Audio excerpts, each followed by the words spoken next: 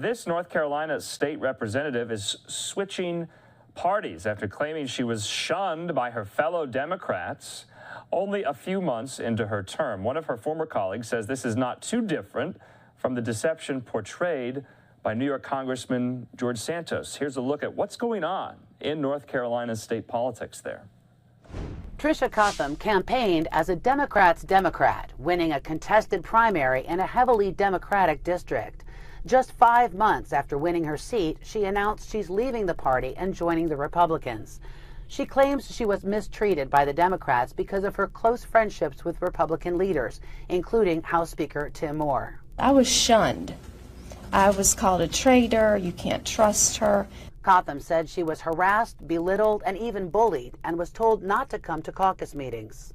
One of the absolute worst moments, which was a deal breaker, a turning point for me, was when I was criticized for using the American flag and the praying hands emoji on all my social media platforms. House Democratic leader Robert Reeves said no one in his caucus leadership has done any of that, and he doesn't believe it's true.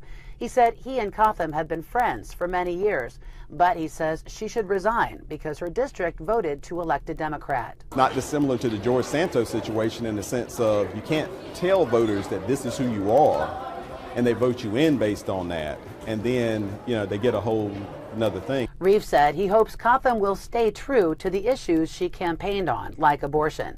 And he said there's no bad blood. The Democrats have already moved on to the work of the day. That's what we've got to be focused on. If we focused on hurt feelings all the time, we'd spend all our time like we were in 6th grade, and we don't do that.